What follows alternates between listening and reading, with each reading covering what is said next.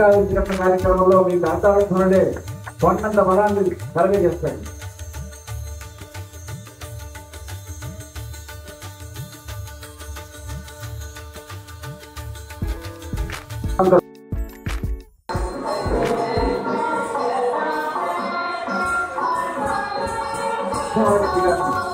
సభకు ఆహ్వానిస్తున్నాం.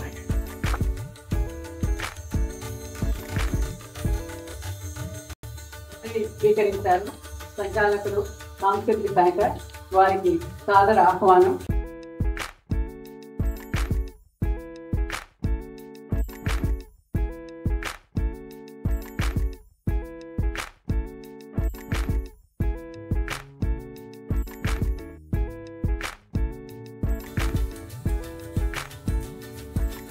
మీ కరతాళ మధ్య కార్యక్రమం అత్యంత వైభవంగా జరుగుతోంది.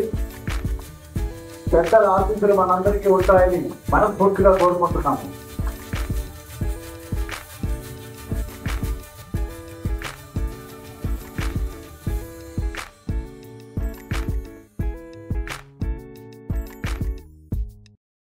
కొత్త సాంస్కృతిక సంస్థ వారి తండ్రి గారైనటువంటి కామరాజగడ్డ బాబురావు గారి శత జయంతి ఉత్సవాన్ని పురస్కరించుకొని చాలా మంది తమ జీవితంలో విశేషమైన కృషిని చేసిన వాళ్ళని గుర్తించి వారికి జీవన సాఫల్య పురస్కారాలు ఇవ్వాలని తలంచడం చాలా మానవతతో కూడినటువంటి బాధ్యతాయుతమైనటువంటి పనిగా నేను భావిస్తున్నాను. రమణ గారు, వాసవదత్త గారు వారి పూర్వీకులను అంటే వారి నాన్నగారిని, అమ్మగారిని కామరాజగడ్డ బాబురావు గారు, గిరిజా సీతారామమ్మ గారి జీవన సాఫల్య పురస్కారాలను ఒక ఇద్దరు సాహిత్యకారులకు ఇస్తూ ఉండడం చాలా సంతోషించదగిన విషయం. మద్దాలి రఘురామ్ గారి గురించి హైదరాబాద్ వాసులకు ప్రత్యేకంగా చెప్పనవసరం లేదు. వారు తమ కవిత్వము తాము రాసుకొని తమ పుస్తకాలు తాము ప్రచురించుకొని ప్రచారం పొందే ఒకే ఒక యాక్టివిటీతో సంతృప్తి పడని వ్యక్తి.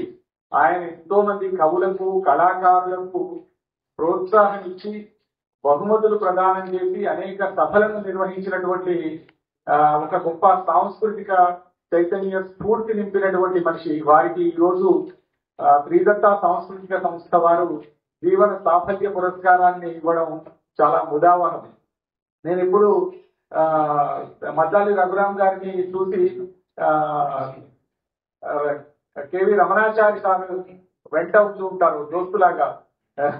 ఎవరు శిష్యుడో ఎవరు గురువో నాకు తెలియదని ఒకరోజు ఆశ్చర్యకరంగా నాకు ఒక మాట ఏంటంటే, రమణాచారి గారి కంటే నేనే వయసులో పెద్దోడిని అని చెప్పారు. అబద్ధం చెప్తున్నారు సార్ మీరు అంటే, లేదు మీరు లెక్క తీసుకోమంటే లెక్క తీసుకుంటే ఆయన కూడా చెప్పారు నాకంటే 1-2 సంవత్సరాలు పెద్ద. వేవ్ లెంత్ ఎట్లాగో ఒకటి, ఎందుకంటే అన్ని సభల్లో జంటగా పోవడానికి కారణం వేవ్ లెంతే. కానీ వయసులో అంత పెద్దవాడని నేను ఎప్పుడు అనుకోకపోయేవాడిని, ఎందుకంటే మాతో పోటీ పడి కవిత్వం రాస్తూ ఉంటారు కాబట్టి.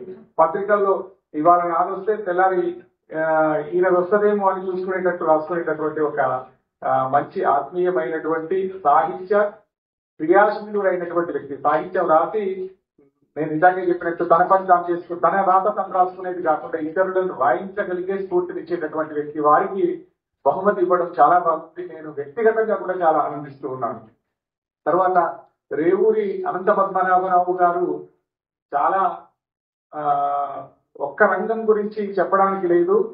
అటు దూరదర్శన్ లో తను ఉద్యోగం చేసుకుని ఉద్యోగం నుంచి రిటైర్ అయిన వాళ్ళు 10 ఏళ్ల తర్వాత ఎవరు గుర్తుకుండని పరిస్థితుల్లో తను చాలా చారిత్రాత్మకమైనటువంటి పాత్రను నిర్వహించి 100కు పైగా పుస్తకాలను రచించినటువంటి వ్యక్తి. చాలా గొప్ప వక్త, బహుముఖ ప్రజ్ఞాశాలి. ఇటీవల వారు నేను కలిసి ఒక జూమ్ సమావేశంలో మాట్లాడుతూ ఉన్నప్పుడు నేను అనుకున్నాను, రేవూరి అనంత పద్మనాభరావు గారితో పాటు నేను ఒక సభలో పాల్గొనగలిగే అవకాశం దొరికిందని. వారు మళ్ళీ 2వ అవకాశం దొరికింది. వారిని 2-3 సార్లు రేడియోలో చూశాను. ఎంతో విద్వత్ సంపన్నులై ఉండి కూడా అంత సహృదయత ఉండడం అనేది వారికి చెల్లింది. వారు నిజంగా ఈ బహుమతి తీసుకోవడం అనేది, అంటే కొన్ని బహుమతులు ఎలా ఉంటాయంటే వీళ్లకు బహుమతి ఇస్తే వీళ్ళు పొంగిపోవాల్సిన పరిస్థితి ఉంటుంది, బహుమతి తీసుకున్న వాళ్ళు పొంగిపోయే పరిస్థితి ఉంటుంది. కొన్ని సంస్థల వాళ్ళు బహుమతి ఇస్తే ఈ వ్యక్తికి బహుమతి ఇవ్వడం వల్ల కూడా సంస్థ పేరు ప్రఖ్యాతులు ఇనుమడించే పరిస్థితి కూడా ఉంటుంది. ఇక్కడ ఈ ఇద్దరు కూడా సంస్థ ఇచ్చేటటువంటి బహుమతికి ఎంత అర్హత అంటే సంస్థ వాళ్ళు కూడా మేము వీళ్ళకి ఇచ్చామని వెనకాలని చెప్పుకోవచ్చు. అట్లాంటి ఒక గొప్ప అవకాశం ఈ వేదిక మీద మనం చూసాము. నిజానికి బహుమతి అవసరమా అని కూడా అప్పుడప్పుడు మనం ప్రశ్నలు వేసుకుంటూ ఉంటాం, నేను వేసుకుంటూ ఉంటాను. ముఖ్యంగా పదే పదే శాలువాల సంస్కృతిని చూస్తే నాకు కొంచెం ఇబ్బందికరమైన పరిస్థితి తలెత్తుతుంది. చాలా శాలువాలు కలుపుకుంటాం, చాలా సన్మానాలు తీసుకుంటాం, చాలా ఇవంతా అవసరమా? మనం ఏదైనా వర్క్ చేస్తే ఆ వర్క్ నిలబడితే చాలు కదా, ఒక్క పుస్తకం రాస్తే ఆ ఒక్క పుస్తకం 10 మంది చెప్పుకుంటే చాలు కదా అనే రోజుల్లో అప్పుడప్పుడు ఒక సంయమనంతో ఆలోచించినప్పుడు బహుమతి కూడా అవసరమే అని అనిపిస్తుంది. ఎందుకంటే ఒక దీపం ఇంకొక దీపాన్ని వెలిగించినట్లు ఒక చిన్న ప్రశంస కూడా మనలో పాజిటివ్ దృక్పథాన్ని జనింపజేస్తుంది. నిజానికి ఒక మంత్రినో, ముఖ్యమంత్రినో, ప్రధానమంత్రినో కూడా నువ్వు మంచి మంత్రివి, నువ్వు మంచి ముఖ్యమంత్రివి, నువ్వు మంచి ప్రధానమంత్రివి అంటే పొంగిపోయే స్వభావం ఉంటుంది. తద్వారా తను మంచి పని చేయడానికి అవకాశం ఉంటుంది. ఈ బహుమతులు ఏం చేస్తాయి అంటే తమలో బాధ్యతను పెంపొందిస్తాయి. అట్లా చిన్న సందర్భం, చిన్న అంశాన్ని వేల రెట్లుగా పెంచినటువంటి బహుమతులు చరిత్రలో చాలా కనిపిస్తాయి. నాకు గుర్తున్నంత వరకు సరోజిని నాయుడు హైదరాబాద్ లో ఉన్నప్పుడు ఆమె లెక్కలు రాక చాలా కష్టపడుతూ లెక్కల పీరియడ్ లో ఇంగ్లీష్ పోయిటరీ రాసుకునేది. ఈ పోయిటరీ రాసి ఒక పెద్ద 650 లైన్ల పోయం చేసింది. ఆ పోయం చేసినప్పుడు వాళ్ళ నాన్న ఈమె ఎప్పుడు ఇంగ్లీష్ లో మాట్లాడాలని నిబంధనలు పెట్టి బెంగాలీలో మాట్లాడితే పనిష్మెంట్స్ ఇచ్చేవాడు, రూమ్ లో వేసి తాళం వేసేవాడు, ఫుడ్ పెట్టొద్దు ఈమెకి అని వాళ్ళ అమ్మకి వార్నింగ్ కూడా ఇచ్చేవాడు. అట్లాంటి పరిస్థితిలో ఒక్కరోజు మాత్రం లెక్కలు సరిగ్గా చేయకపోయినా ఇంగ్లీష్ సరిగ్గా నేర్చుకోమని అన్నందుకు ఆమె ఇంగ్లీష్ పాండిత్యాన్ని చూసి తన తండ్రి సొంతంగా సంతోషపడి ఈమెని ఒక సందర్భాన 6వ నిజాం దగ్గరికి తీసుకుపోగలుగుతాడు, ప్రజెంట్ చేయగలుగుతాడు. ప్రజెంట్ చేసినప్పుడు 6వ నిజాము ఈమె కవిత్వం చెప్పే అవకాశం ఉంది అని వీళ్ళ నాన్న చెప్తే చదవమను అంటాడు. ఆమె మొత్తం పోయం చదివింది. ఆ ఇంగ్లీష్ పోయం చదివితే విని నిజాం గారు చాలా సంతోషపడి ఈ అమ్మాయికి ఇంత ఇంగ్లీష్ పరిజ్ఞానం ఉంది అంటే ఈమె ఇక్కడ చదివితే లాభం లేదు, ఇంగ్లాండ్ లోనే చదివిద్దాం ఈమెనని ఆ రోజుల్లో ఆయన 6,000 రూపాయల వార్షిక స్కాలర్షిప్ ను మంజూరు చేశాడు.